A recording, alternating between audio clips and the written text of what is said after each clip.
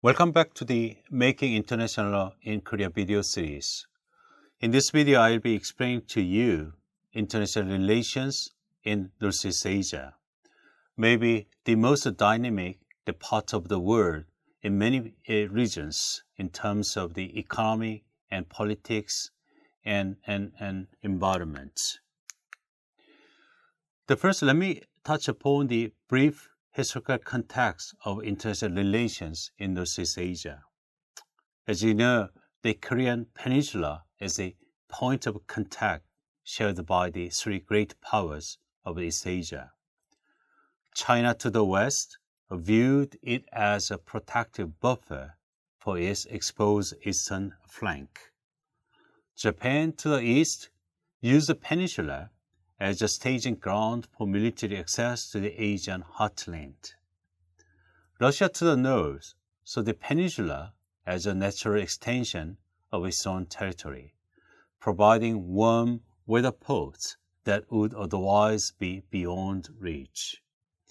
Nevertheless, for most of its history, until the beginning of the 20th century, Korea has been able to maintain distinct and autonomous identity. It did so largely by using Chinese enormous cultural and political influence as a shield behind which it was able to flourish in relative isolation. The relations between China and Korea developed in three fundamental phases. The first phase, beginning in the early 3rd century or late 2nd century, before the Common Era, is categorized and characterized by Chinese intermittent and occasionally successful attempt to conquer and incorporate the politically divided Korean peninsula. By 676 CE, these efforts had resulted in a unified peninsula, but one that was under Korean rather than Chinese control.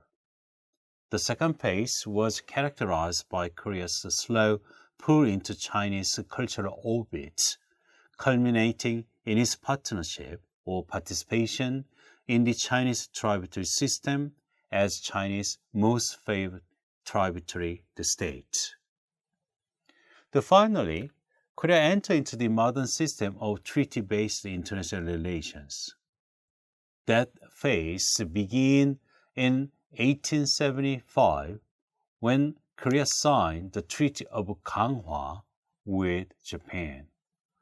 Article 1 of the document states that Korea was an autonomous state, thereby beginning a break with Chinese suzerainty and establishing Korea as a sovereign nation in accord with the Western concept of the world.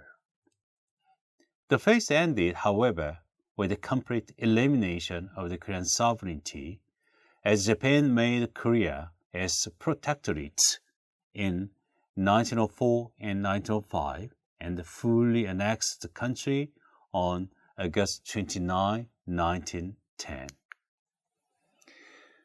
Then there is a time of the colonization and then unification of the Korean peninsula come to us.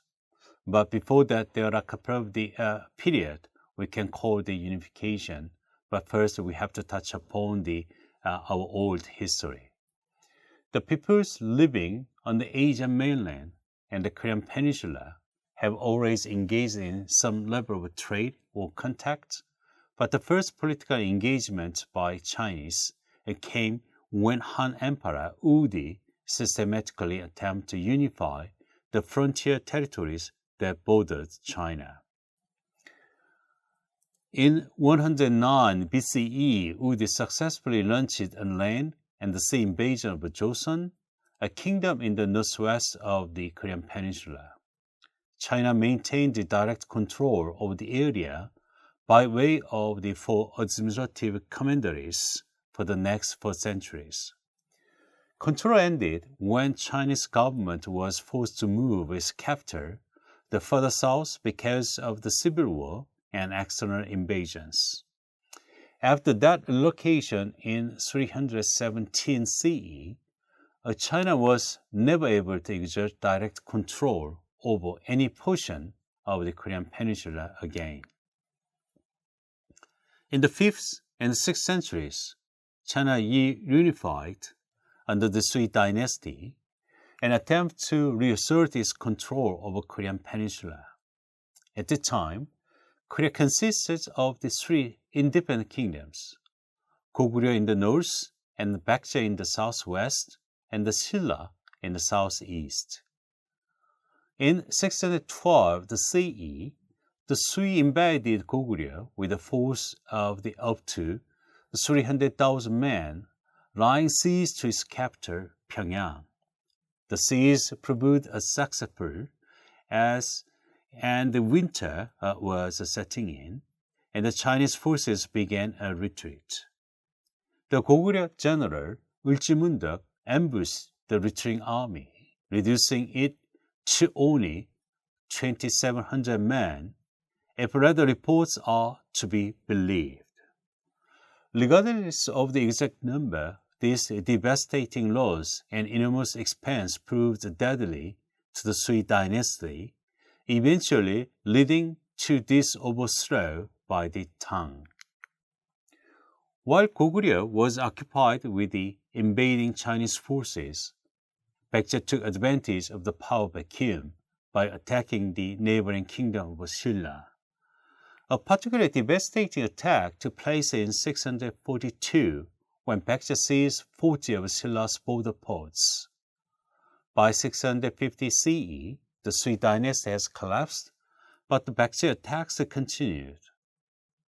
Silla appealed to the Tang courts for assistance. Sensing a different strategy for the conquest of the Korean peninsula, in 650 CE, the Tang emperor agreed to assist Silla, sending Chinese forces to attack Baekje. The combined forces of Tang and Silla pushed through Baekje and continued to attack Goguryeo from its exposed southern flank. Silla forces captured Pyongyang in 668 CE, leading to the collapse of Goguryeo.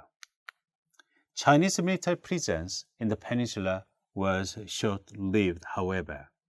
Once the Tang forces have served their purpose, Silla refused to provide and proved further logistical assistance to the Chinese. Without Silla's help in providing provisions for the Tang army, the army's continued presence on the Korean peninsula was untenable. By 676 CE, the foreign forces had withdrawn, and Korea that was geographically unified and politically independent, they came into existence for the first time.